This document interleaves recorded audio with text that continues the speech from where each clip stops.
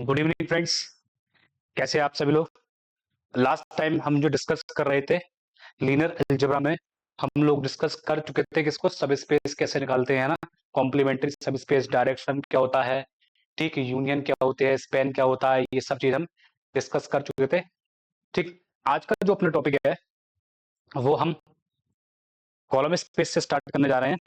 Column space के बारे में बात करने से पहले हम इसके पीछे का क्या बैकग्राउंड है उसको देख लेते हैं एक बार, और उसके बाद बात करेंगे कॉलम स्पेस कैसे निकालते हैं। तो जैसे सपोज दैट आपके पास कोई भी एक सिस्टम है, A X is equal to B, A X is equal to B कोई भी सिस्टम है। तो समटाइम्स आपने देखा होगा जब सिस्टम ऑफ लीनियर इक्वेशन को सॉल्व करते हैं नॉन होमोजेनियस में, तो sometime it has infinite solution, sometime it has unique solution, and sometime it has no solution, है ना। तो हमने वहां पर दो तरीके की चीजें डिफाइन करी थी, एक तो भाई कंसिस्टेंट सिस्टम और एक इनकंसिस्टेंट सिस्टम, है ना। तो कॉलम स्पेस का जो बैकग्राउंड है वो कंसिस्टेंट सिस्टम के ऊपर, मतलब सॉल्यूशन होना चाहिए। तो suppose that we are interested in those values of v for which A X is equal to B has a solution. तो हम कह रहे हैं कि sometimes A X is equal to B is solvable and sometimes A X is equal to B is not solvable. So we are interested in those v for which A X is equal to B is solvable. अब ए क्या है, ए का तो कोई order है नहीं, ए M cross N भी हो सकती है, एन क्रॉस एन भी हो सकती है, यानी कि स्क्वायर और नॉन स्क्वायर कुछ भी हो सकती है ना। तो जनरली आप हम एक काम करते हैं, एक कॉलम स्पेस दिखता क्या है, एक्स इक्वल टू बी का हम मतलब क्या समझ रहे हैं, है ना।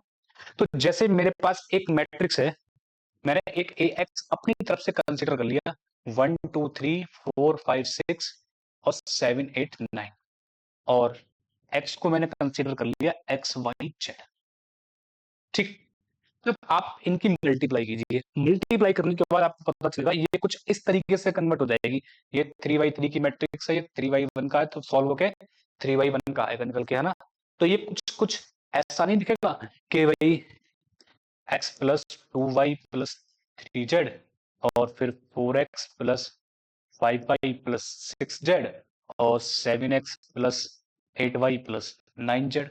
सॉल्व होने के बाद ए एक्स इजिकल टू बी कुछ इस तरीके से दिखेगा। अगर मैं इसी ए एक्स इजिकल टू बी का एक और फॉर्म देखूं तो ये कुछ ऐसा नहीं दिख रहा है कि 1 4 7, अगर इनमें से x में कॉमन ले लूं तो ऐसा दिखेगा, फिर प्लस 2 5 8, उसके ऊपर y और 3 6 9 और उसके ऊपर z ऑपरेट किया गया है। तो कुछ कुछ ऐसा नहीं दिख रहा है। तो ये क्या है, तो ये क्या, जो बी का स्ट्रक्चर था वो कुछ कुछ क्या है, वो लीनियर कॉम्बिनेशन है किसका, एक एक कॉलम्स का। ये भाई ऐसे करके स्क्वायर ब्रैकेट में होगा बस, और क्या होगा ज्यादा से ज्यादा, है ना। अगर देखा जाए तो बी जो है एक्चुअली में क्या है, क्या, व्हाट इज बी, तो बी इज व्हाट, तो ये क्या है, 1 4 7 2 5 8 3 6 9, they are the columns of A, ये तो ए के कॉलम्स हैं। और वो भी कैसा, तो B is what, B is what, B is the linear combination of the columns of A. और उनके रेस्पेक्ट में जो वेरिएबल्स थे वो किसका काम कर रहे हैं, स्केलर का काम कर रहे हैं। तो यानी कि हमारे कहने का मतलब यही है, हमारा जो फाइनल कंक्लूजन यही है कि ए एक्स जो, तो हम ये कह सकते हैं कि ए एक्स जो है is linear combination of columns of A. तो वो एक एक कॉलम्स का ही लीनियर कॉम्बिनेशन है ए एक्स, यानी कि indirectly we are talking about B. B is what, B is the linear combination of columns of A, है ना। आगे बढ़ते हैं। ठीक, तब हम डिफाइन कर रहे हैं कॉलम स्पेस की डेफिनेशन, सही है। तो let A be any M cross N matrix over the field F, then we define column space as span of columns of A and it is denoted by C of A। ठीक है, इस तरीके से हमने लिख दिया है। तो यानी कि इस बात का मतलब क्या है, that means the column space consist, column space करता क्या है, all linear combinations of the columns of A. तो एक एक कॉलम्स के जितने भी पॉसिबल लीनियर कॉम्बिनेशन हैं उनको कंसिस्ट करता होगा। That means the combinations are possible vectors of the AX। वो सारे कॉम्बिनेशन पॉसिबल जो पॉसिबल है।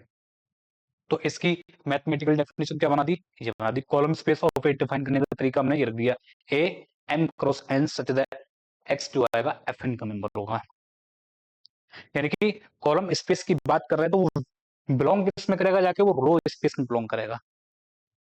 कॉलम स्पेस सब स्पेस बनेगा रो का, सही है, कहने का मतलब ये है। ठीक, तो यानी कि रिजल्ट क्या है कॉलम स्पेस के ऊपर, A X is equal to B as a solution if and only if B is the member of column space of A. तो बी क्या होना चाहिए, कॉलम स्पेस ऑफ ए के अंदर ही बिलोंग करना चाहिए। यानी कि indirectly we are talking about the consistent and inconsistent, वही कॉन्सेप्ट है। जब बी बी के लीनियर कॉम्बिनेशन में ए एक्स के लीनियर कॉम्बिनेशन में लग जाएगा तो एग्जिस्टेंस हो जाएगी अपने आप ऑटोमेटिक, सही है। तो इस एक बार जेम में ये क्वेश्चन आ गया था इन्हीं पॉइंट्स के ऊपर, ये तो बहुत फेमस पॉइंट है, बच्चे छोड़े आए थे इसके ऊपर, कि कॉलम स्पेस ऑफ ए हमेशा कंटेंट रहेगा किसमें, column space of A augmented B. ठीक, कॉलम स्पेस ऑफ ए और एक ऑगमेंटेड बी का बराबर होगा इफ एंड ओनली इफ, यानी कि बी क्या हो जाए, इफ एंड ओनली नहीं इफ। ठीक, कन्वर्सली आप चेक कर सकते हैं होगा नहीं होगा। ठीक, बी क्या करता हो, कॉलम स्पेस ऑफ ए में ही बिलोंग, यानी कि कहने का मतलब है जब नो सॉल्यूशन की कंडीशन होगी, सही है, तो ए ऑगमेंटेड बी की रैंक बढ़ जाएगी। जब बी की रैंक बढ़ जाएगी तो कॉलम स्पेस की डायमेंशन बढ़ जाएगी, डायमेंशन बढ़ जाएगी तो ये कम डायमेंशन का रह जाएगा, ये ज्यादा डायमेंशन का रह जाएगा, तो ये एक्स्ट्रा लार्ज हो जाएगा, है ना। तो उसी केस में लगा रखा है हमने। ठीक, अगर आप बी कोई भी रैंडम मैट्रिक्स है, ए कोई भी मैट्रिक्स है, ठीक है, इन जनरली अगर देखा जाए तो अगर किसी भी मैट्रिक्स ए में किसी मैट्रिक्स और फर्दर बी से मल्टीप्लाई करते हैं and A into B is well defined है और उसका कॉलम स्पेस निकाला है तो वो हमेशा कॉलम स्पेस ऑफ ए में ही कंटेन रहेगा, ठीक है ना। तो ये है हमारा क्या, column space of column space. ठीक, कॉलम स्पेस के बाद आता है अपना नल स्पेस। कॉलम स्पेस का एक आध क्वेश्चन कर लेते हैं, ठीक है। तो कॉलम स्पेस निकालते कैसे हैं वो देख लेते हैं फिर, है ना। ये कह रहा है write down the column space of the this matrix, find column space of 1 2 3 0 0 4। इस टाइप की मैट्रिक्स का आप एक बार कॉलम स्पेस निकाल के दिखाइए क्या बनेगा, सही है। अगर देखा जाए पहला कॉलम और दूसरा कॉलम क्या है, एक दूसरे के ही लीनियर कॉम्बिनेशन और कुछ नहीं बना पाएंगे इससे ज्यादा वो, है ना। तो कायदे में अगर देखा जाए कॉलम स्पेस ऑफ 1 2 3 और 0 0 4 का होगा क्या, तो एक्चुअली में जब आप कॉलम स्पेस ऐसे करके डिफाइन करेंगे कॉलम स्पेस ऑफ ए ऐसे करके ए कंसीडर करके मैट्रिक्स को, तो आप क्या करेंगे, पहले कॉलम का linear combination with multiply X, दूसरे कॉलम का linear combination multiply with any scalar by, and तीसरे कॉलम का linear combination multiply by Z such that X Y Z कहां से आएंगे, रियल नंबर से, क्योंकि over over the field of real number पे चेक कर रहे हैं, सही है। सो तो जनरली इन दोनों के तो टपल सेम है, तो दो आपस में ऐड ही हो जाएंगे, तो क्या हो गया ये, तो ये हो जाएगा x प्लस 2y, ऐसे ही हो जाएगा सिंपल सा, है ना। और ये हो जाएगा 0 प्लस 3,4 जेड, सही है, such that X Y Z belongings to R. ठीक, तो x क्या है, x कोई भी रियल नंबर, 2y क्या है, 2y कोई भी रियल नंबर, तो उन दोनों का सम कोई भी रियल नंबर, है ना। तो यानी कि इसको t,0 टाइप से बना दिया और plus 3,4 3 4 Z such that T and Z belongings to R, सही है।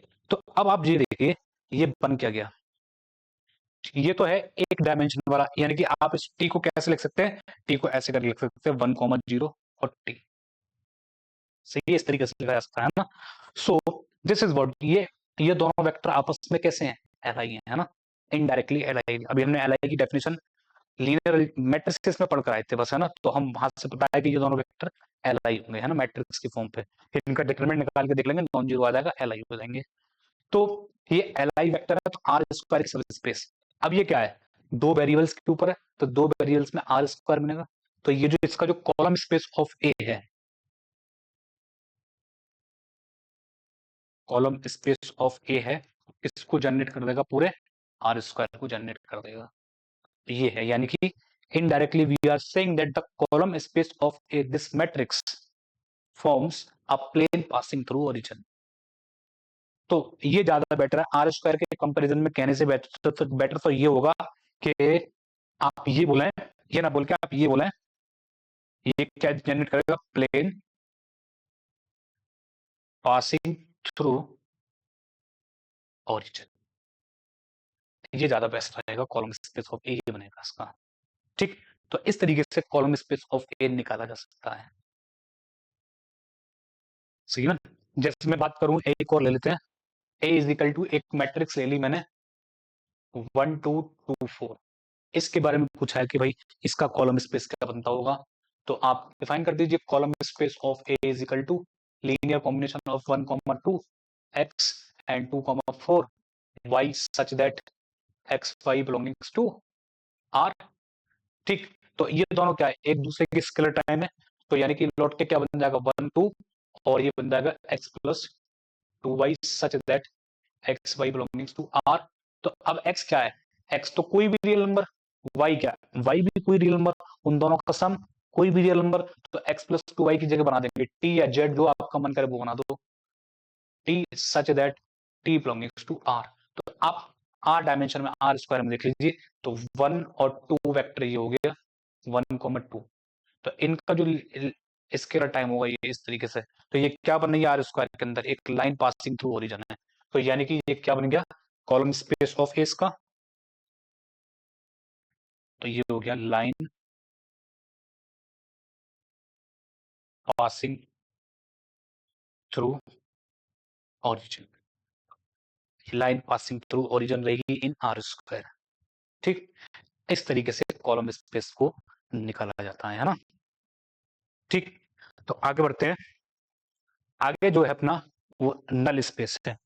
नल स्पेस का दूसरा नाम है द स्पेशल सॉल्यूशन, यानी कि कॉलम स्पेस पे का ही थोड़ा सा सब पार्ट है, इनडायरेक्टली सब part of the column space.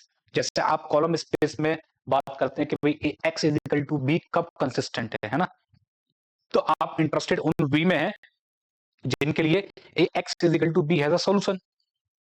तो अब आप होमोजीनियस में एक चीज पढ़ कर आए थे, जब आप सिस्टम ऑफ लीनियर इक्वेशन पढ़ रहे थे, तो आपने बोला था कि होमोजीनियस सिस्टम अगर बन गया कहीं भी, तो उसके पास फ्री में एक सोल्यूशन तो होगा, जीरो सोल्यूशन, उसके अलावा भी हो सकते हैं ना। तो यानी कि होमोजीनियस सिस्टम है, तो उसके पास या तो इनफाइनाइट सोल्यूशन होंगे या फिर एकदम यूनिक सोल्यूशन होगा। वहां पर नो सोल्यूशन की कंडीशन बनती नहीं थी होमोजीनियस में, है ना। तो वही चीज है।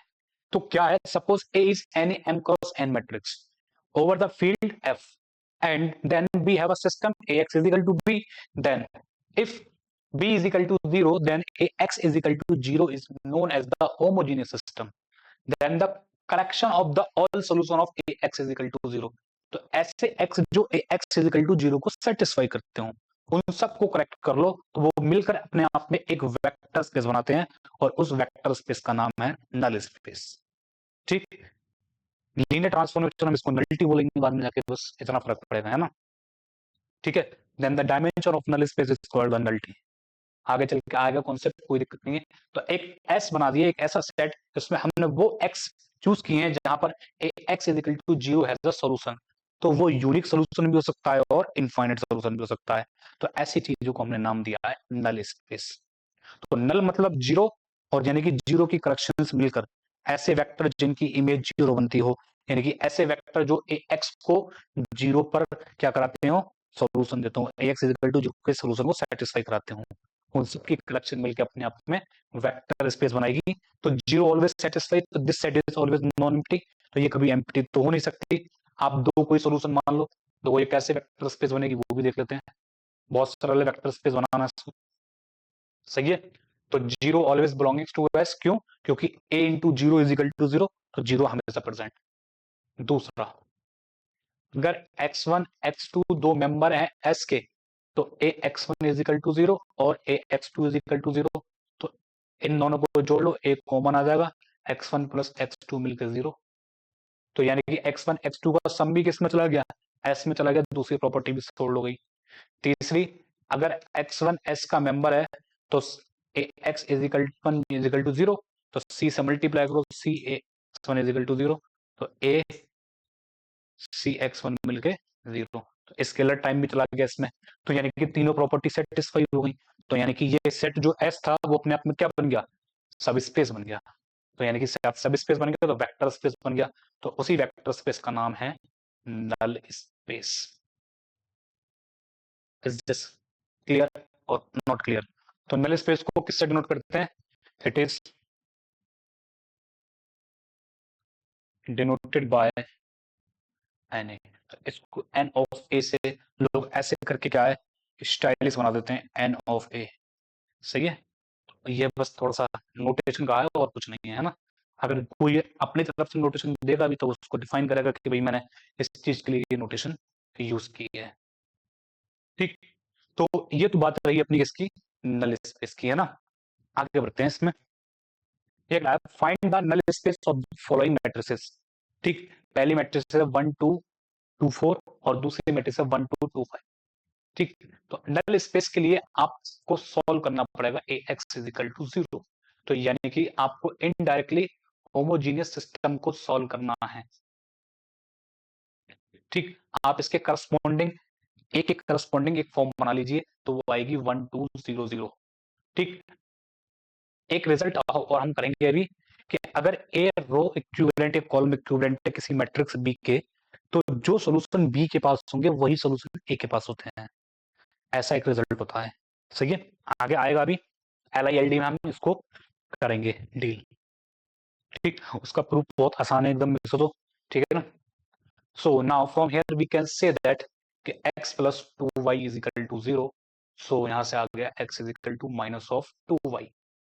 सही है, तो नल स्पेस जो दिखता होगा, नल स्पेस ऑफ ए का स्ट्रक्चर, तो आपने तो वो एक्स वाई चूज करे थे जिनके लिए A X is equal to 0। तो यानी कि इनडायरेक्टली आप निकाल कर रहे हैं, आइगन वेक्टर ही निकाल रहे हैं बस, without any respect eigen value.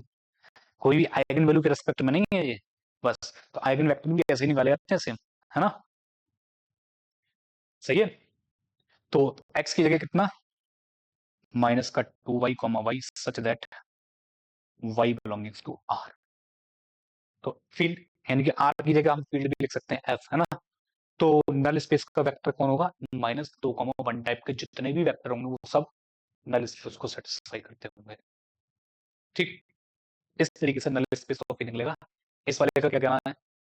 सो अगर मैं, तो यहां पर आप एक चीज देखिए कि डिटर्मिनेंट ऑफ ए कैसा है, 0। तो नल स्पेस कैसा आया है, नॉन जीरो। तो नल स्पेस नॉन जीरो है। सही है, यहां देखिए, यहां डिटर्मिनेंट ऑफ ए कैसा है, नॉट इक्वल टू 0। तो नल स्पेस के लिए क्या चेक करेंगे, 1 2 2 5। ठीक, और X Y is equal to 0 0। अब ए कैसा है, ए तो इन्वर्टिबल है, तो ए का क्या हो जाएगा, इनवर्स एग्जिस्ट कर जाएगा। तो ये एक्स वाई मिलके कितना हो जाएगा, ए इनवर्स 0 0 मिलके कितना हो गया, 0। तो यहां से पता चल रहा है कि एक्स और वाई दोनों कैसे हैं, 0 0 हैं। तो यानी कि यहां से पता चल गया कि नल स्पेस ऑफ ए कैसा रहने वाला है, केवल और केवल 0 वेक्टर रहने। चाहे आप रो वाइज लिख दीजिए, चाहे कॉलम वाइज लिख दीजिए, उससे कोई फर्क नहीं है नल स्पेस में, है ना। ठीक, तो यानी कि अगर ए का डिटरमिनेंट नॉन जीरो है तो उसका नल स्पेस 0 है, और अगर ए का डिटरमिनेंट 0 है तो उसका नल स्पेस में नॉन जीरो वेक्टर आएंगे। तो ये एक इंटरकनेक्शन है दोनों के बीच में डिटरमिनेंट से। तो जो मैट्रिक्स इनवर्टिबल, उसका नल स्पेस हमेशा 0 वेक्टर लेकर चलेगा, और जिस मैट्रिक्स का डिटरमिनेंट 0, उसमें 0 से भी ज्यादा वेक्टर आएंगे नल स्पेस में। ठीक है, तो यानी कि नल स्पेस में इस टाइप के जितने भी वेक्टर होंगे जिनका पहला टपल -2 और दूसरा टपल उसका आधा रहे, है ना, तो दूसरा टपल पहले टपल का माइनस का हाफ टाइम रहे, है ना। तो ऐसी चीजें रहेंगी हमारी किसमें, नल स्पेस में। ठीक, तो ये तो बात रही कि भाई नल स्पेस कैसे निकालते हैं। ठीक, उसके बाद आगे बढ़ते हैं। आगे जो है अपना हमें गिवन है कि हमारे पास n वेक्टर दे रखे हैं v1 v2 v3 vn, ठीक है, और फिर गिवन है साथ में c1 c2 cn are scalars, साथ में फिर दिया है कि लीनियर कॉम्बिनेशन दिया है v1 v2 vn का with using c1 c2 cn as scalars के साथ हमने लीनियर कॉम्बिनेशन बनाया है, ठीक है। उसके बाद हमने क्या करा है, पुट किया है या माना है ऐसा कि ये जो लीनियर कॉम्बिनेशन है वो 0 के इक्वल है। तब इस लीनियर कॉम्बिनेशन के पास दो तरीके की चॉइस है, या तो इसके पास एक ही सॉल्यूशन होगा, अगर एक नहीं होगा तो एक से ज्यादा सॉल्यूशन होंगे, क्योंकि ये भी इनडायरेक्टली क्या है, होमोजीनियस सिस्टम ही बन गया। एन वेरिएबल्स एक इक्वेशन, तो होमोज विद इक्वल टू 0, तो ये कैसा सिस्टम है, होमोजीनियस सिस्टम है। तो होमोजीनियस सिस्टम के पास या तो एक सोल्यूशन होगा, अगर एक नहीं है तो एक से ज्यादा सोल्यूशन होंगे, फिर है ना, ओनली वन सोल्यूशन या मोर देन वन सोल्यूशन। अगर ओनली वन सोल्यूशन है तो उसके पास वो केवल और केवल 0 ही सोल्यूशन होगा और कोई नहीं होगा, ओनली वन सोल्यूशन का मतलब, ठीक। अगर 0 सोल्यूशन है तो इसका मतलब है कि जितने भी स्केलर आपके CI आएंगे सब आइडेंटिकली 0 आएंगे, यानी कि जितने भी स्केलर CI अगर आइडेंटिकली 0 है तो वो इंप्लाई करेगा कि आपको जो भी वेक्टर v1 v2 vn दे रखे हैं सब लीनियरली इंडिपेंडेंट हैं, सही है ना। तो कैसे रहेंगे आपस में, लीनियरली इंडिपेंडेंट रहने वाले हैं। इज दिस क्लियर और नॉट। तो ये तो आ गई आपके क्या, कोई वेक्टर कैसे एलआई चेक किया जाए, एलआई एलडी कैसे चेक किया है। अगर लीनियर वेक्टर्स का लीनियर कॉम्बिनेशन उठा के 0 के बराबर रख दें और सारे स्केलर हम एकदम 0 मिल जाए तो वेक्टर बन जाएंगे एलआई। नॉन जीरो के केस में क्या है, मोर देन वन सोल्यूशन, मतलब यानी कि यहां पर नॉन जीरो सोल्यूशन तो मिलेगा लेकिन साथ में जीरो सोल्यूशन भी होगा with zero solution, zero zero भी इसको सेटिस्फाई करता होगा, लेकिन उसके अलावा नॉन जीरो स्केलर्स मिलेंगे यहाँ, यानी कि at least one CI is non zero, सही है। तो एक्चुअली में क्या है ना, यहाँ पर लोग एटलीस्ट वन सीआई लिखते हैं, तो ऐसा मान के चलना है कि इनमें से एक वेक्टर फिर जीरो वेक्टर है, तब एटलीस्ट वन सीआई जीरो होगा, सही है। अगर सारे वेक्टर नॉन जीरो हैं तो यहां पर फिर at least to CI non zero होने चाहिए, सही है। तो ये बुक में थोड़ी सी गड़बड़ है, मैंने जो ऑब्जर्व करी है कि बुक में डायरेक्ट यही लिखा गया है कि at least one CI is non zero, तो उनको मेंशन करना चाहिए कि हम यहाँ एक vector as a zero vector लेके चले हैं, सही है। अगर एटलीस्ट मैंने मान लो C2 से लेकर CN तक सारे स्केलर जीरो कर दिए, ठीक है, और B1 को जीरो नॉन जीरो वेक्टर रख दिया, और उनका लीनियर कॉम्बिनेशन क्या होगा फिर, तो C1 B1 जीरो हो जाएगा। अब आप कह रहे हो कि C1 को मैंने नॉन जीरो ले लिया और B1 भी नॉन जीरो, तो उनका प्रोडक्ट मिलकर जीरो कैसे होगा, तो कम से कम अब स्केलर तो जीरो है नहीं, तो फिर वेक्टर को क्या बनना पड़ेगा उस केस में, वेक्टर को तो जीरो बनना पड़ेगा ना। तो यही बस एक थोड़ी सी मुझे बुक्स में कमी लगी है अभी तक जो मैंने देखी है, ठीक।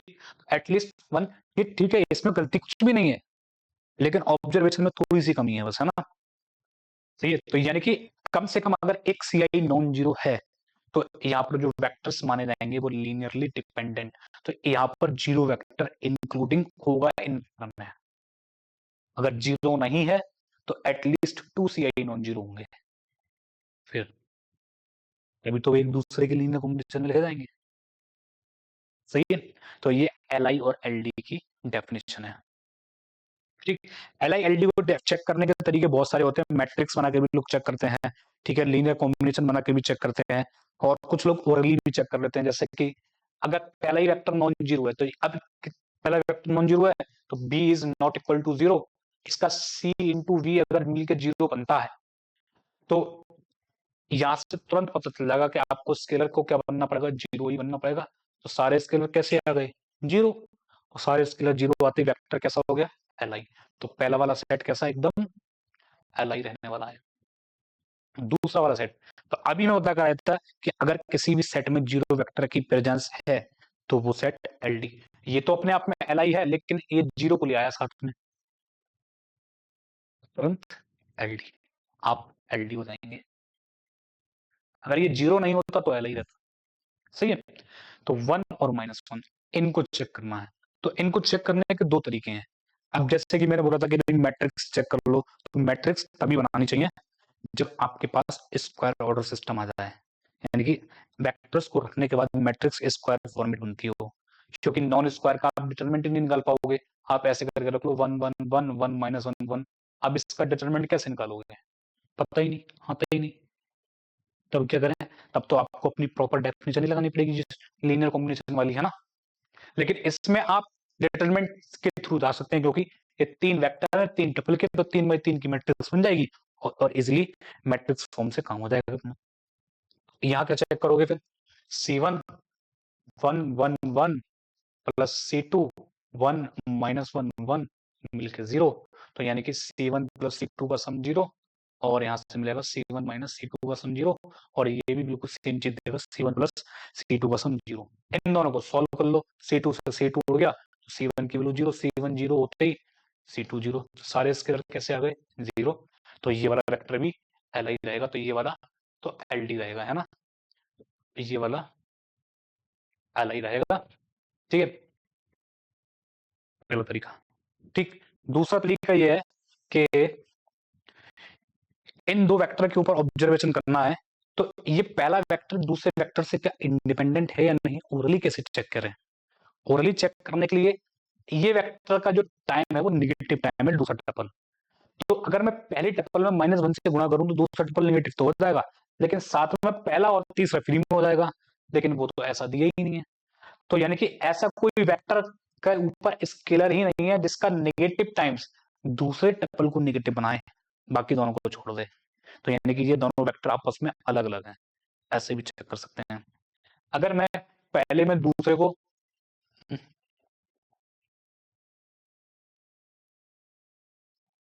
पहले ट्रिपल में पहला, दूसरे में दूसरा, तीसरे में तीसरा जोड़ दूं, अब देखना क्या होगा। एक और एक मिलके दो, दो और एक मिलके तीन, तीन और एक मिलके चार। तो यानी कि जो तीसरा वेक्टर है वो इन दोनों वेक्टर का लीनियर कॉम्बिनेशन है, तो ये डिपेंडेंसी आ गई। तो यहाँ पर at least one CI non zero आना चाहिए। समझ में आई बात? ये एग्जांपल है एटलीस्ट वन CI का, कम से कम एक। सही है, तो ये वाला सेट कैसा रहने वाला है अपना? LD रहने वाला है। ठीक, मतलब ये क्या कह रहा है कि ये ऐसा वेक्टर है जिसका दूसरा ट्रिपल नॉन जीरो जीरो है, लेकिन ये कह रहा है कि मेरा दूसरा ट्रिपल हमेशा नॉन जीरो रहेगा, इसका दूसरा ट्रिपल हमेशा नॉन जीरो रहेगा। तो यानी कि ऐसा कोई स्केलर नहीं है जो इसमें मल्टीप्लाई होने के बाद दूसरे ट्रिपल को नॉन जीरो बना दे। तो ये वेक्टर इन दोनों से तो अलग है। ठीक, ये कह रहा है कि मेरा पहला टपल नॉन जीरो होना चाहिए, लेकिन ये कह रहा है मेरा नॉन जीरो हो। तो ऐसा कोई स्केलर नहीं है जो इसमें मल्टीप्लाई होने के बाद जीरो को वन बना दे। तो ये वेक्टर भी इससे इंडिपेंडेंट, तो ये तीनों वेक्टर अपने एक दूसरे से इंडिपेंडेंट है, तो ये बन गए Li। सही है, लेकिन यहाँ यहाँ तक की कहानी तो सेम है, लेकिन ये जो है वो जरूरत से ज्यादा चीजें हैं। ठीक, तो ये बन जाएगा हमारा Ld। सही है, इस तरीके से आप Li Ld चेक कर सकते हैं। और भी तरीके हो सकते हैं, आप लोगों ने अपने यूजी में सीखे होंगे, पीजी में सीखे होंगे, तो आप उनसे भी चेक कर सकते हैं। सबके अपने अपने तरीके होते हैं चेक करने के, है ना। ठीक, तो आगे बढ़ते हैं। जिस रिजल्ट की मैं बात कर रहा था वो, अगर कॉलम्स ऑफ ए Li हैं तो Ax इज इक्वल टू 0 है यूनिक सोल्यूशन। अगर ए के कॉलम सारे के सारे Li हैं तो उनके पास एकदम यूनिक सोल्यूशन होगा, नल स्पेस बनेगा ही नहीं ना, क्योंकि नल स्पेस जो होता है वो कॉलम का सब स्पेस होता है, और रेंज रो स्पेस जो होता है रेंज स्पेस, सही है, कॉलम स्पेस है ना, कॉलम स्पेस जो होता है वो रेंज का सब स्पेस होता है। ठीक, तो यहाँ पर नल स्पेस कभी बनेगा ही, क्योंकि कॉलम सारे Li कर दिए, Ax इक्वल टू 0 के पास केवल और केवल 0 ही सोल्यूशन होगा फिर। ठीक, जिसकी मैं बात कर रहा था, अगर ए के पास ए किसी मैट्रिक्स बी के साथ रो इक्विवेलेंट है, यानी कि रो ऑपरेशन लगाने के बाद इक्विवेलेंट बनी है, तो जो solution A X is equal to 0 के पास आएगा वही solution B X is equal to 0 के पास होगा। ठीक, ये रिजल्ट है अपना। अगर इस रिजल्ट की बात करी जाए तो आप एकदम सरप्राइजिंग रह जाएंगे। मैं बस हिंट के तौर पे इसको बता देता हूं कि करना कैसे, करते कैसे हैं इसको, है ना। ठीक है ना।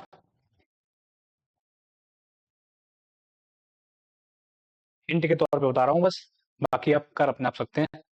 ठीक, जैसे मान लो ए के पास 6 कॉलम्स हैं, है ना, a having 6 columns as C1, C2, C3, C4, C5 and C6। ठीक है, कि जो C1 कॉलम है और C1, C3, C5, C6, C1, C3, C5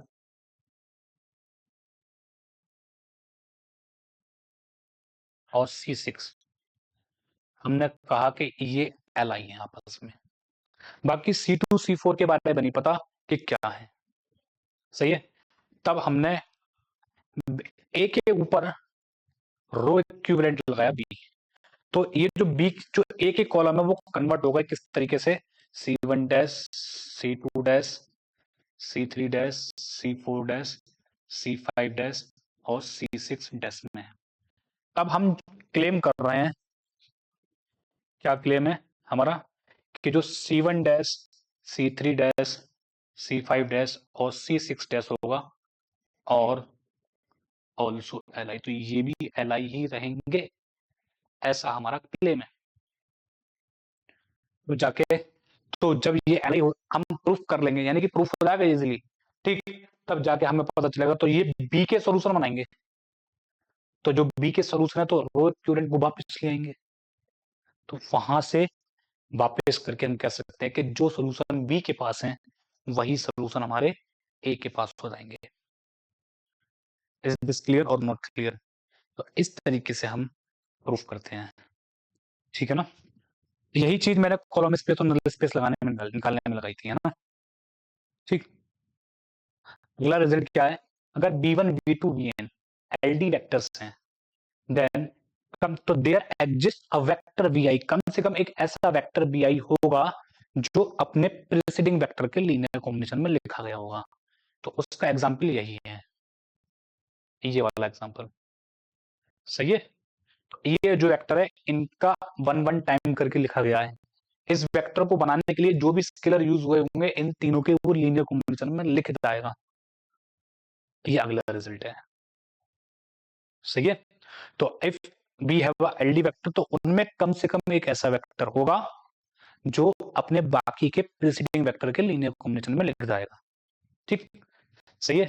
अगला रिजल्ट है कि अगर B1, B2, Bn LD set है और नॉन जीरो वेक्टर्स हैं सब, कैसे वेक्टर बोल के चला है, नॉन जीरो वेक्टर है, एंड m की m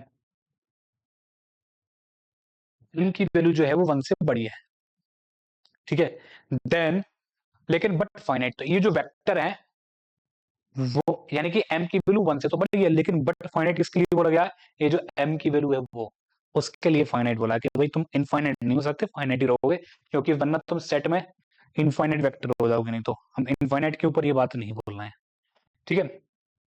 then there exist a vector V K, तो एक ऐसा वेक्टर वीके मिलेगा जो किसी दूसरे वेक्टर bi से अलग होगा, other than bi, which is the linear combination of preceding vector, तब वो जो है बाकी के प्रीसीडिंग वेक्टर का लीनियर कॉम्बिनेशन लिख जाएगा। सही है, तो यहां पर आपको सबसे पहले प्रूफ करने के लिए क्लेम करना पड़ता है कि k की वैल्यू कभी भी 1 नहीं हो सकती। सही है, अगर k की वैल्यू 1 हो गई तो वेक्टर केवल और केवल C1 और B1 रह जाएगा और इज इक्वल टू मिलकर 0। अब B1 तो 0 है नहीं, तो C1 को 0 बनना पड़ेगा, और C1 0 हो गया तो वेक्टर हो जाएगा Li, लेकिन हमें तो सेट दे रखा है LD, तो कम से कम k की वैल्यू 1 नहीं होगी, k की वैल्यू 1 से बड़ी होगी। सही है, जाके ये प्रूफ होता है, रिजल्ट है ना, आपके बुक में सब कुछ दे रखा है, बेसिक फैक्ट है, बस मैं उनको डिस्कस कर रहा हूँ ताकि हम हमारी जो है सोचने की जो पावर है वो थोड़ी सी बढ़ जाए, इसलिए बता रहा हूँ बस। ठीक, कभी कभी इंटरव्यू वगैरह में पूछ देते हैं लोग कि बताओ ऐसा होगा या नहीं होगा, तो उस पर्पज से थोड़ा बहुत ओवरव्यू ले रहा हूँ, है ना। अगला रिजल्ट क्या है, अगला रिजल्ट कह रहा है कि अगर W1, W2, Wn कोई n वेक्टर हैं और आपस में कैसे दे रखे हैं, Li वेक्टर दे रखे हैं, और B1, B2, Vn कोई भी रैंडम n वेक्टर दे रखे हैं, एनी वेक्टर, ठीक, और ए क्या है, ए कोई एक मैट्रिक्स है n क्रॉस n की, और इस तरीके से बोला गया है कि b1 b2 bn can be written as in the form of w1 w2 wn into a। सही है। देन रिजल्ट कह रहा है कि अगर a का डिटर्मिनेंट जीरो नहीं है तो b1 b2 bn li होंगे, अगर a का डिटर्मिनेंट जीरो हो गया तो एलडी होंगे। ये रिजल्ट है। तो यहां से हम चेक करते हैं, इसी के ऊपर 2 बार 3 बार नेट में क्वेश्चन आ चुका है, जैम में क्वेश्चन आ चुका है। ठीक, सही है। तो इसी की हेल्प से, इसी रिजल्ट की हेल्प से हम क्या प्रूफ करते हैं कि बेसिस आर नॉट यूनिक। किसी भी वेक्टर स्पेस की जो बेसिस होती है वो यूनिक नहीं होती है, वो इसी रिजल्ट का यूज है। तो बस यहाँ पर हम क्या कर देंगे, ए को इन्वर्टिबल मैट्रिक्स बना के उसमें हम ए बी के ऊपर ऑपरेट करा देंगे, इसको बेसिस मान लेंगे, तो A B one A B two A B N नए एलिमेंट बनाएंगे हर बार। सही है, और हर बार नए एलिमेंट बनते रहेंगे, बेसिस बदल जाएगी तुरंत। ठीक, तो बेसिस में पहुंचेंगे तब इसको देखेंगे, है ना। तो ये कह रहा है अगर W1 W2 W3 W ये जो है एल वेक्टर हैं, और then show B1 defined by W2 minus W3, B2 defined by W3 minus W1 and B3 defined by W1 minus W2 are LD vectors। तो दो तरीके हैं। आप तो पहला तरीका तो वही है कि भाई आप लीनियर कॉम्बिनेशन बना के जीरो के बराबर रख दीजिए और नॉन जीरो स्केलर निकाल लीजिए, आंसर आ जाएगा। दूसरा तरीका कि आप जो आपने जो रिजल्ट बताया कि आप इसको ही अप्लाई करके दिखा दो एक बार कैसे होगा, तो वही कर देते हैं। ठीक, तो आपको B1 B2 और B3 को यहां रखना है, W1 W2 W3 को यहां रखना है, और मैट्रिक्स ए कंस्ट्रक्ट करनी है। ठीक, तो मैट्रिक्स ए, तो B1 क्या है, B1 is the combination of W3 W2 and W3, है ना। तो वहां पर W1 तो यूज हुआ नहीं है, तो W1 के लिए तो आएगा 0, W2 के लिए 1 और -1 W3 के लिए। V2 क्या है, V2 W3 और W1 का कॉम्बिनेशन है, तो ये आएगा -1 0 और 1, और B3 जो है वो W1 और W2 का कॉम्बिनेशन है, 1 -1 0। ये कैसी मैट्रिक्स हो गई, ये अपनी ए मैट्रिक्स है जो अपने आप में क्या है, एकदम स्क्यू सिमेट्रिक है। स्क्यू सिमेट्रिक कैसे ऑर्डर की, ऑड ऑर्डर की है।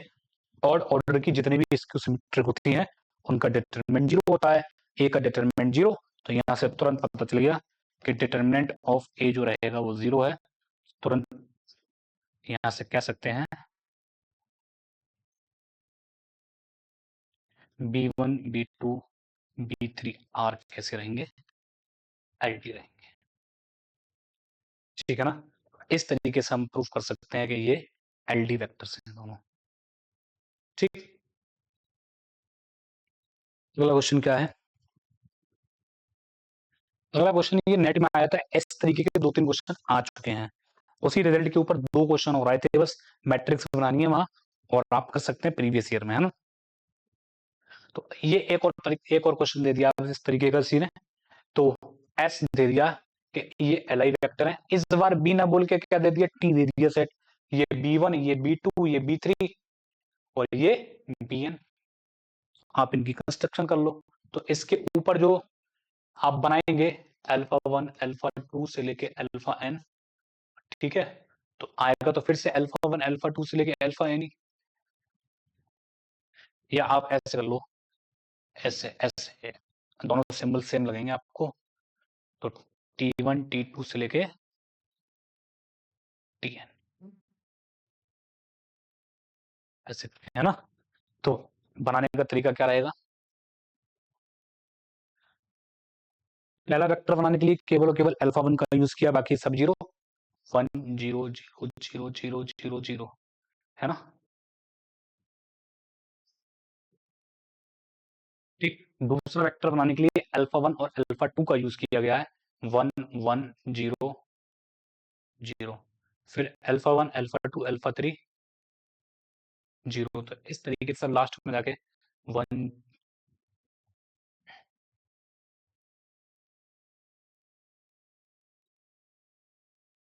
और लास्ट में जो बनेगा 1 1 1 1।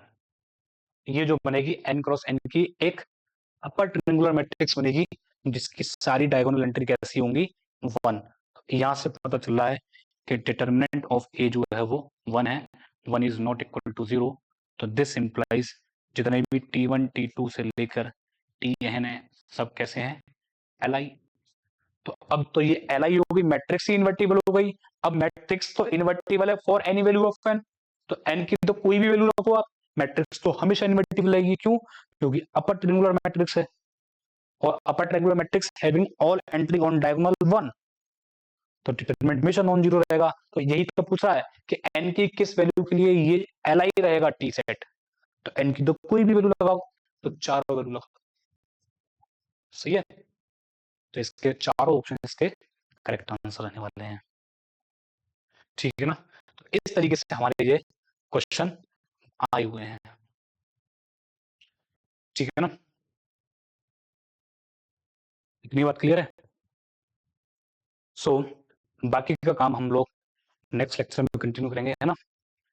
ठीक है, उसमें हम लेकर जाएंगे बेसिस कैसे निकालते हैं, ठीक, डायमेंशन कैसे निकालते हैं, किसी भी सेट के ऊपर, फाइनाइट सेट्स के ऊपर, फाइनाइट फील्ड के ऊपर कितने एलआई वेक्टर बन सकते हैं, कितने कितनी डायमेंशन बन सकती हैं, कितनी बेसिस बनेंगी, इन सब की काउंटिंग वगैरह है। नेक्स्ट लेक्चर में हम इन सब चीजों को डिस्कस करेंगे, है ना।